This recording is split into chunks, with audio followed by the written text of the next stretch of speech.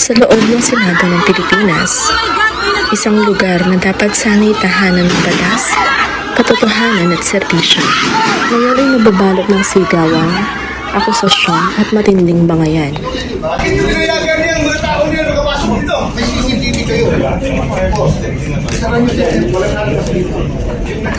Hindi ako senador, sir. Ako ang kandidat ang magpapakamatay ako para hindi ka magalaw dito sa institusyon na ito. Magpapakamatay ako para sa'yo. Sir, anong hinihintay mo? Bakit mo ito isara ang Senate para hindi makalabas? Umuto ka na, hindi ka pa gumalaw eh. Paano mo isasara? Hindi ka lang gumagalaw. Ayan, radyo mo eh. Mga senador laban sa senador. Mga dating magkakaalyado na ngayon magkakatunggali. At sa gitna ng lahat ng ito, nalilito ang sambayan ng Pilipino. Ano ba talaga ang nangyayari sa Senado? Bakit tila lumalala ang hidwaan sa gobyerno? At sino ang tunay na naaapektuhan sa gulong ito? Sa episode na ito ng Krimen Chronicles PH, aalamin natin ang pinagmula ng tensyon, ang mga pangunahing personalidad na sangkot, at ang mas malalim na dahilan kung bakit umiinit ngayon ang politika sa Pilipinas. Ang lahat ng impormasyong maririnig ninyo sa video na to ay batay sa mga naiulat ng lehitimong news organizations at public records upang maiwasan ang fake news at maling impormasyon. Nagsimulang lumala ang tensyon matapos i-impeach ng House of Representatives si Vice President Sara Duterte noong Mayo 2026. Mahigit 250 mambabatas ang bumoto pabor sa impeachment complaint laban sa kanya. Kabilang sa mga aligasyon ay umano'y maling paggamit ng confidential funds, pagkakaroon ng unexplained wealth, at pagbabanta umano laban kina Pangulong Ferdinand Marcos Jr., First Lady Liza Marcos at ilang matataas na opisyal ng gobyerno. Mariin naman itong itinanggi ni Vice President Sara Duterte. Ayon sa kanyang kampo, isa lamang daw itong political attack at pagtatangka upang sirain ang kanyang pangalan bago ang susunod na halalan. Sa ilalim ng konstitusyon ng Pilipinas, kapag na-impeach ng House of Representatives ang isang mataas na opisyal, ang Senado ang magsisilbing impeachment court.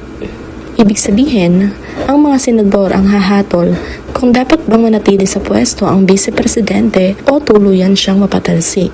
Dito lalong lumalim ang tensyon dahil maraming Pilipino ang nagtatanong, magiging patas ba ang paglilitis? May mga senador na kilalang malapit sa kampo ng Duterte, mayroon ding hayagang sumusuporta sa investigasyon at pananagutan. Kaya habang papalapit ang impeachment trial, mas lalong umiinit ang politika sa loob at labas ng Senado.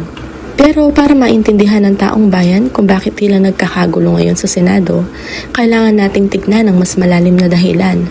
Hindi lang ito simpleng away ng mga politiko. Hindi lang ito tungkol sa impeachment. At lalong hindi lang ito usapin ng kampihan. Ang totoo, sumabog ang tensyon dahil sa banggaan ng kapangyarihan, impluwensya at tiwala sa gobyerno. Noong 2022 elections, naging makapangyarihan ang tambalang Marcos at Duterte. Marami ang naniwalang magiging matatag ang kanilang pagsasama sa pamahalaan. Pero habang lumilipas ang panahon, unti-unting nabasag ang alyansa. Nagkaroon ng hindi pagkakaunawaan sa pamamalakad sa gobyerno, paggamit ng confidential funds, direksyon ng administrasyon at impluensya sa iba't ibang ahensya ng gobyerno. Habang lumalalim ang hidwaan ng dalawang kampo, unti-unti rin itong umabot sa Kongreso at Senado. At dito nagsimulang maging personal at emosyonal ang bangayan. Isa sa pinakamalaking dahilan ng gulo ay ang kontrobersya tungkol sa confidential funds.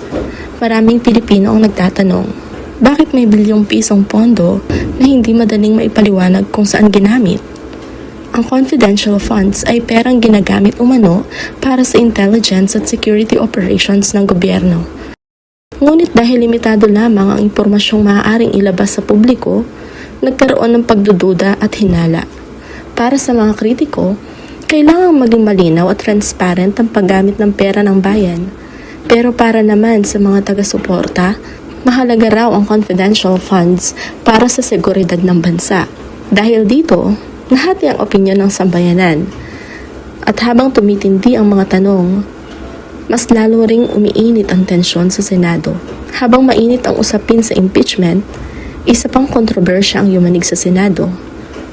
Nasangkot si Senador Ronald Bato de la Rosa matapos lumabas ang mga usapin kaugnay ng International Criminal Court o ICC. Si de la Rosa ay dating hepe ng Philippine National Police at isa sa mga pangunahing personalidad sa war on drugs noong administrasyon ni dating Pangulong Rodrigo Duterte. Dahil dito, lalo pang naging tensyonado ang sitwasyon. May mga Pilipinong naniniwalang political persecution lamang ito. Habang may iba namang nagsasabing mahalagang managot ang sinumang mapapatunayang lumabag sa batas. At dahil magkakaugnay ang mga pangyayaring ito, mas lalong naging sentro ng pambansang tensyon ang Senado.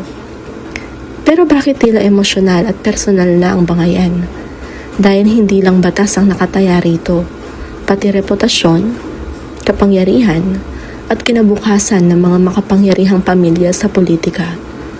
May mga senador na naniniwalang kailangan papanagutin ng mga inaakusahan. Mayroon naman nagsasabing ginagamit lamang ang Senado upang pahinain ang mga posibleng kandidato sa susunod na eleksyon.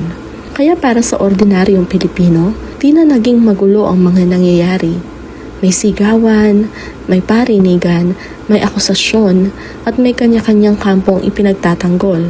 Habang abala ang mga politiko sa bangayan, maraming Pilipino ang nagtatanong, paano naman kami?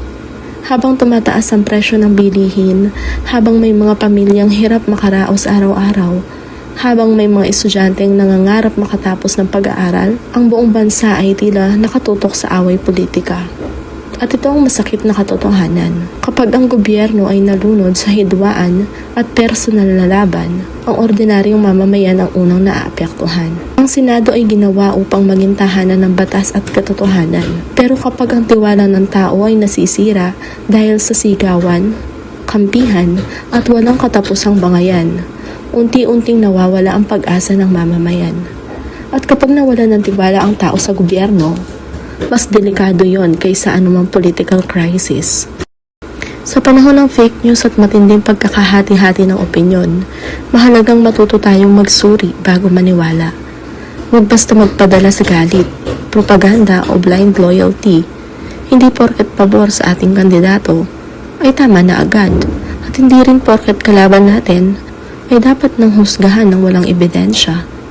Ang tunay na demokrasya ay nabubuhay kapag marunong magtanong, magsuri at manindigan sa katotohanan ang mamamayan.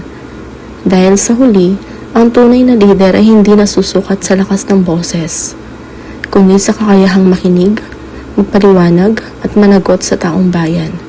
At sa likod ng bawat sigawan sa Senado, may isang bansang naghihintay ng pagkakaisa, katotohanan at tunay na serbisyo.